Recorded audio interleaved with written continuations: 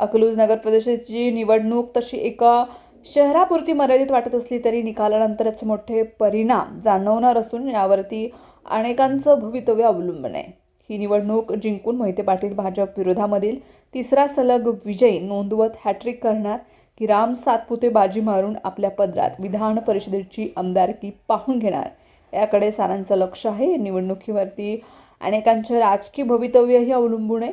भाजपसारख्या मोठ्या आणि कडव्या पक्षाला नाराज करून मोहिते पाटलांनी लोकसभेला कठीण जुगार हा खेळला होता, पण नशीब बलवत्तर म्हणून धैर्यशील मोहिते पाटील जिंकले आणि खासदार झाले। त्यानंतर मोहिते पाटीलांनी अनपेक्षित अशी खेळी करून अगदी ठरवून आणि सांगूनच माळशिरस विधानसभेला राम सातपुतेंचा पराभव केला। यासाठी त्यांनी आपल्या उत्तमराव जानकर यांच्यासारख्या पारंपरिक कट्टर शत्रूबरोबर हातमिळवणी केली, यातही ते यशस्वी झाले। आता अकलूज नगर परिषदेची निवडणूक झाली, त्यात मोहिते पाटील जिंकले तर ते यशाचे हॅट्रिक साजरी करतील, तर रामभाऊ सातपुते यांच्या नावावर पराभवाची हॅट्रिक ही नोंदवली जाईल।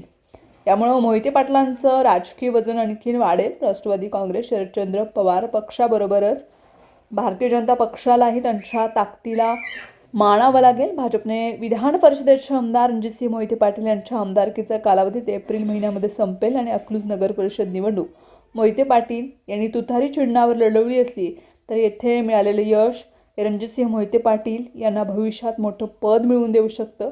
जर राम सातपुते अकलूज नगर परिषद जिंकल्यास यशस्वी झाले तर भाजप सातपुतेंना आणखीन ताकद देण्यासाठी विधान परिषदेसाठी घेऊ शकतं।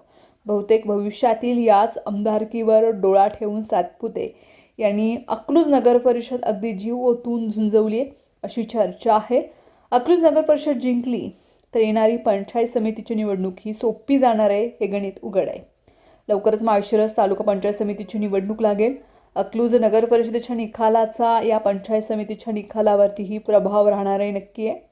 नगर परिषद निवडणुकीची मतमोजणी जर 3 डिसेंबर रोजी झाली असती तर पंचायत समितीची व्यूहरचना आखायला लगेच सुरुवात झाली असती। आता लांबलेल्या निकालामुळे अनेकांची पंचायत झाले। पंचायत समिती ताब्यात असणं म्हणजे तालुका ताब्यात असण्यासारखं आहे।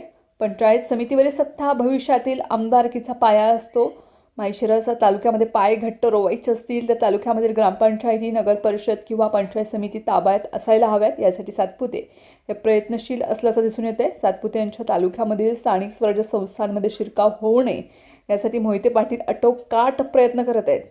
मोहिते पाटील आपल्या सहकारी संस्था, शिक्षण संस्था, पतसंस्था यांच्या जोरावर माळशिरस तालुक्यावरती आपला प्रभाव ठेवू नयेत। या संस्थांच्या कारभारावरती हल्ला करत सातपुते यांनी मोहिते पाटलांचा प्रभाव कमी करण्याचा प्रयत्न करत आहेत। मोहिते पाटलांची खरी ताकद कशात आहे याचा सातपुते यांना चांगलाच अभ्यास केलेला दिसतोय। अकलूज नगर परिषद, महाळुंग, माळशिरस आणि नातेपुते नगरपंचायत झाल्यामुळे माळशिरस तालुक्यामध्ये गट आणि गणसंख्येत रचनेमध्ये फरक पडलाय। पूर्वी तालुक्यात जिल्हा परिषदेचे 11 गट आणि पंचायत समितीचे 22 गण होते, आता 9 गट आणि 18 गण आहेत।